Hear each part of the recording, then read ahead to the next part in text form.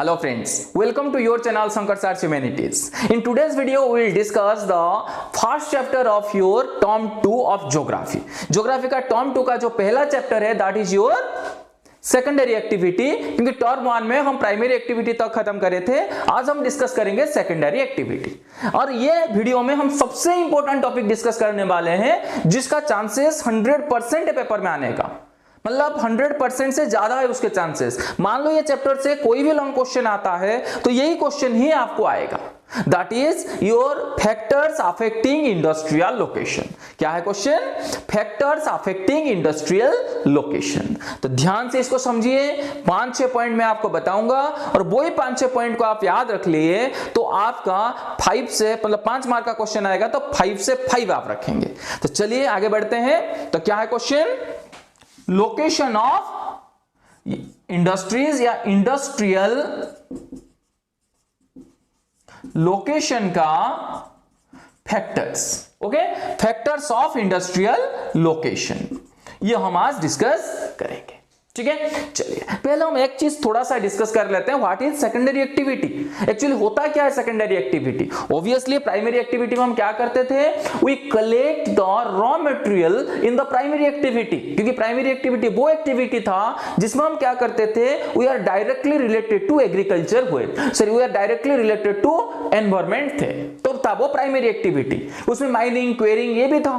तो इसका मतलब वहां हम क्या करें, रॉ मटेरियल को एक्वायर कर लिए। अब जो रॉ मटेरियल को हम एक्वायर करें हैं वो रॉ मटेरियल को यूज करके हम बनाएंगे प्रोडक्ट, तो इसको बोलते हैं सेकेंडरी एक्टिविटी। तो मान लो आपको कोई पूछा है व्हाट इज सेकेंडरी एक्टिविटी, तो क्या उसका डेफिनेशन है? आप सिंपली बोलेंगे secondary activity is that activity which produce goods या which manufacture goods by using the raw material obtained from primary sector। Primary sector से जो रॉ मटेरियल ऑब्टेन्ड हुआ उसको यूज करके क्या करते हैं, जब गुड्स बनाते हैं उसको हम बोलते हैं सेकेंडरी एक्टिविटी।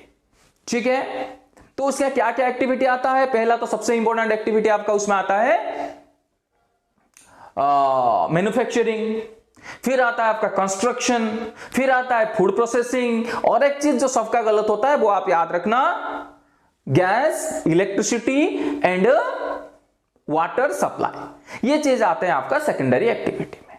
चलिए अब हम डिस्कस करते हैं ये question, that is factors of industrial location. तो क्या क्या फैक्टर इंडस्ट्रियल लोकेशंस को अफेक्ट करता है? आप ध्यान से दिखेंगे, बहुत ध्यान से देखिए। इसमें 6 फैक्टर मैं आपको बताऊंगा।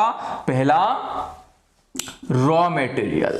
क्या है? Raw material. जहां रॉ मटेरियल अवेलेबल है, पहले तो बात वही होगा industries, as because some raw materials are weight gaining in nature and some materials are weight losing in nature।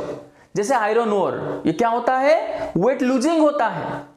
ये जब आयरन प्रोड्यूस होता है ये वेट को लॉस करता है, क्योंकि आपको पता है आयरन ओर एक पत्थर ही होता है, उसको मेल्ट करने के बाद उससे निकल जाता है जो हमें जरूरत नहीं है, अनरिक्वायर्ड चीजें हैं, और रह जाता है आयरन।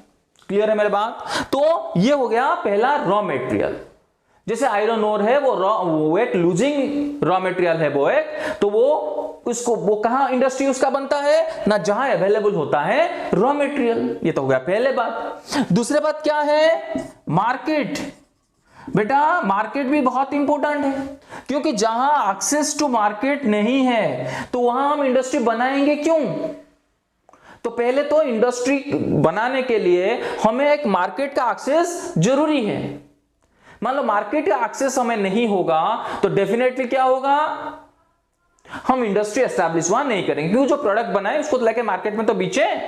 तो इसलिए दूसरा फैक्टर है आपका मार्केट। तीसरा और क्या चाहिए हमें ना, लेबर सप्लाई, ना जहां चीप लेबर सप्लाई अवेलेबल है, जहां आपको चीप लेबर मिल सकते हैं तो वहां बनाएंगे आप इंडस्ट्री। तो third factor is your labour supply. Fourth one is transport and communication, क्योंकि transport and communication plays a very important role in the industrial location, as because through transport and communication you not only provide raw material to the industries, we also depend on transport and communication for labor supply, for exporting our goods है। तो ये सारे चीज के लिए हमें जरूरत है ट्रांसपोर्ट एंड कम्युनिकेशन, तो इसलिए ये भी बहुत इंपॉर्टेंट फैक्टर है। उसके बाद आता है बेटा एनर्जी सप्लाई। क्या आता है?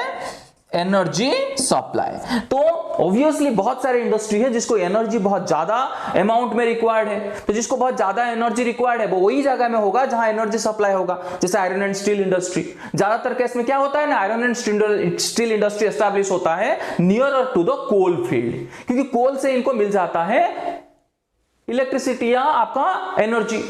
क्लियर हुआ मेरे बात? उसके बाद नेक्स्ट जो दो फैक्टर मैं बताने वाला हूं वो बहुत इंपॉर्टेंट फैक्टर है, इसको ध्यान से समझना। एक होता है गवर्नमेंट पॉलिसी। तो गवर्नमेंट पॉलिसी कैसा अफेक्ट करता है बेटा?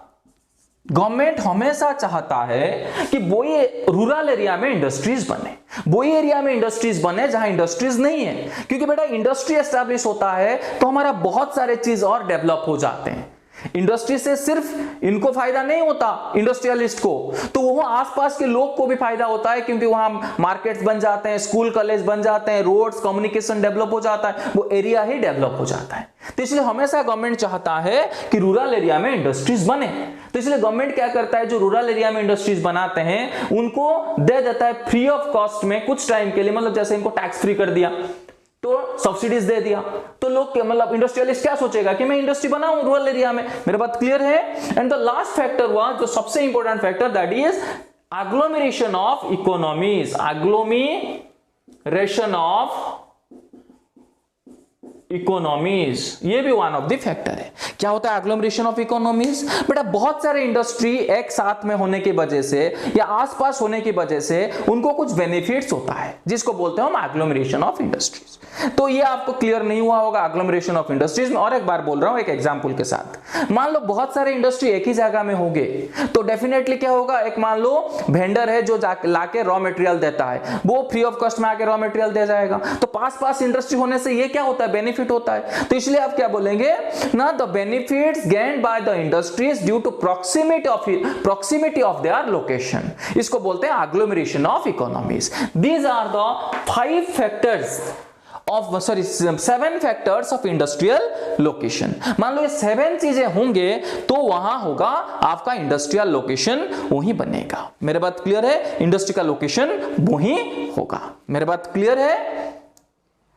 तो ये सारे चीज को आप ध्यान से देख लेंगे, तो ये पक्का क्वेश्चन है, 100% क्वेश्चन है। Thank you so much for watching my videos. Please subscribe my channel. ऐसे मैं बहुत इंपॉर्टेंट वीडियो लेके आऊंगा, बहुत बढ़िया वीडियो लेके आऊंगा। प्लीज सब्सक्राइब माई चैनल ताकि मुझे थोड़ा बूस्ट भी मिले। Thank you so much for watching my videos.